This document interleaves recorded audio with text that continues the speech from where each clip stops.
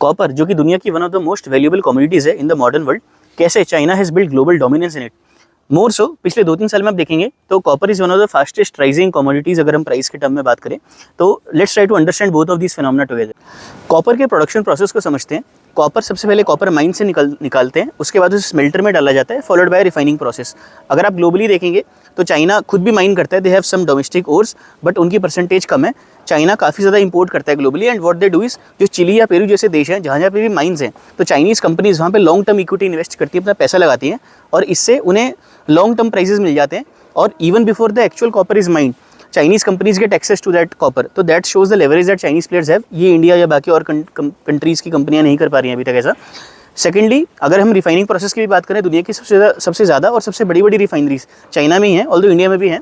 और इसके अलावा चाइना की रिफाइनरीज 57% वर्ल्ड एक्सपोर्ट को कंट्रोल कर रही हैं। इसके अगेन मेजर रीज़न है वहाँ की जो स्टेट पॉलिसीज़ हैं, they align very well.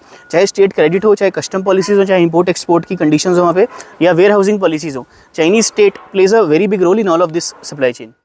Globally copper के दुनिया में 2 बड़े एक्सचेंज है, एक लंदन में और एक शंघाई में। शंघाई का जो एक्सचेंज है वो चाइना की डोमेस्टिक डिमांड एंड सप्लाई को कैटर करता है।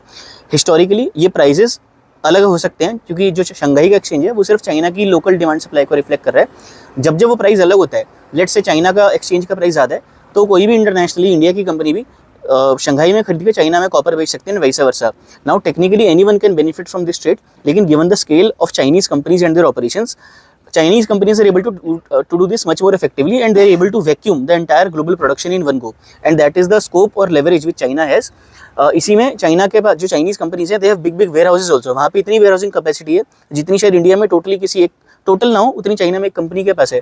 I mean these are the type of gaps that exist, and because of all of this transitions China is able to influence these arbitrage and profit from them in a much more big manner. 2040 तक पूरी दुनिया में copper की 1 crore ton सालाना की shortage हो सकती है, which is a very very big thing. और एक स्ट्रक्चरल रीज़न है इसका, बिकॉज दुनिया में कॉपर की डिमांड तो बढ़ी रही है because of the rise of AI, but copper की जो सप्लाई है, जो नई माइंस है उनको ऑनलाइन आने में 10 से 15 साल लगते हैं, and there are lot of legal and environmental reasons कि अब नई माइनें नहीं आ रही। इसलिए आप देखेंगे कि इस सेगमेंट में काफ़ी सारे मर्जर एंड एक्विजिशन भी हो रहे हैं। इनफैक्ट पूरी कमोडिटीज मार्केट में दुनिया का one of the biggest mergers की टॉक चल रही है कुछ सालों से।